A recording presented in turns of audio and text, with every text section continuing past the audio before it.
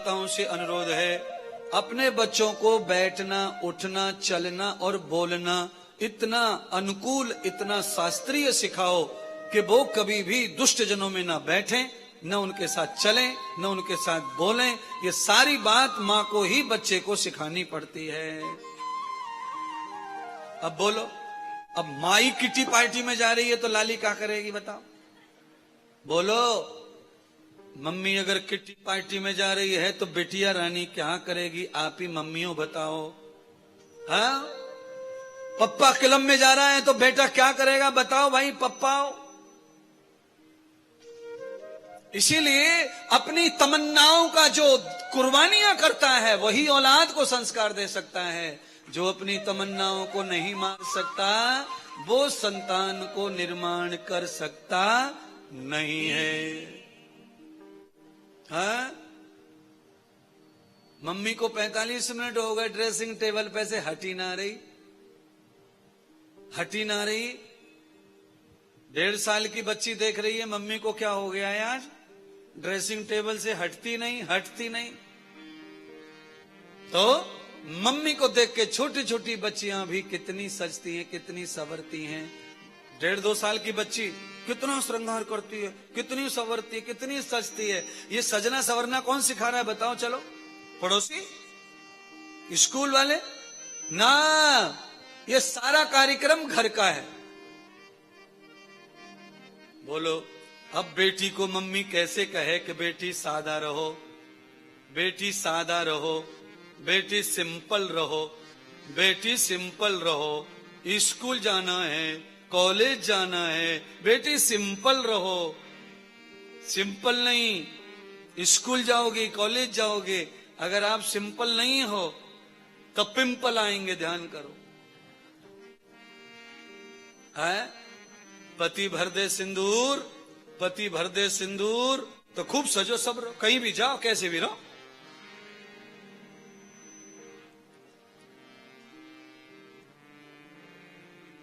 मुझे कहना तो पड़ेगा, समझाना भी पड़ेगा, क्योंकि मैं रोज कथा में एक बार कहता हूं, अपना मान के ही मैं आपको कहता सुनता हूं। इसीलिए सादा जीवन उच्च विचार। जितना भी संवारना है संवारिए सिस्टम को, पर समय से पहले श्रृंगार करना उचित नहीं है। श्रवणम नवधारथम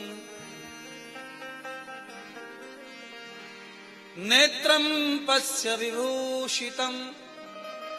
ये क्रीम, पाउडर, लिपस्टिक आदि जो कन्याएं लगाती हैं, अविवाहित कन्याएं, ये जरूरी नहीं है। शास्त्र श्रृंगार कर रहा है। शास्त्र श्रृंगार क्या कर रहा है? श्रवणम यथारथ पश्यम विहतम बाक विभूषणम यथा प्राणम भवन्तयोः पाद्यम तीर्थ विसर्जते। विवाह से पहले किसी भी श्रृंगार को स्वीकार न करके विवाह से पहले कौन सा श्रृंगार करें?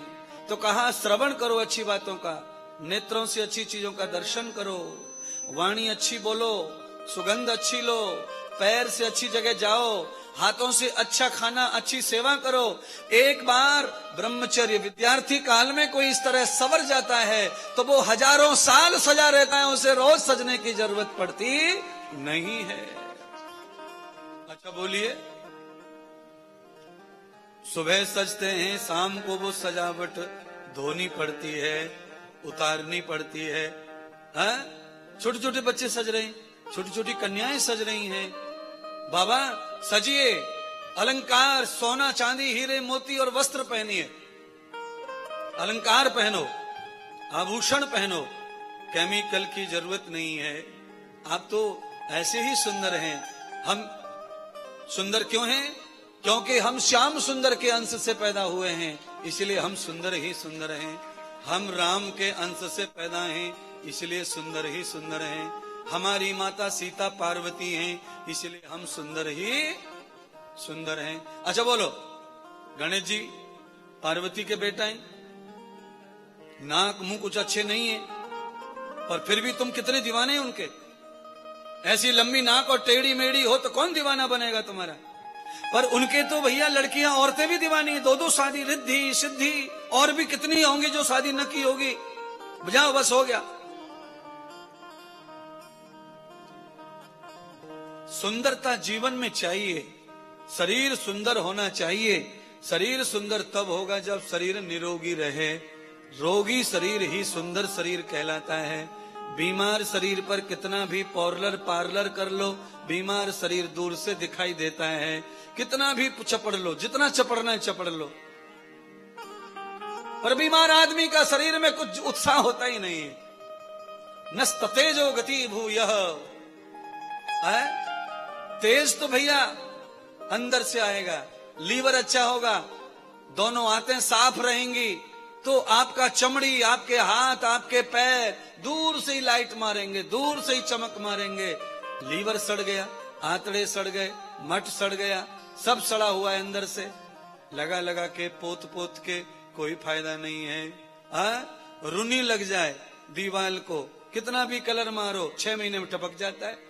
दीमक लग जाए चौखट को, कितना भी कर लो वो नहीं रहती, खोखली हो जाती है। इसीलिए ये श्रीमद् भागवत कथा ऐसी औषधि है कि ये पुण्य तो देती है, पाप तो मिटाती है, पर ये स्वस्थ रहने का ज्ञान भी इंद्रदेव की वाणी से प्राप्त होता है।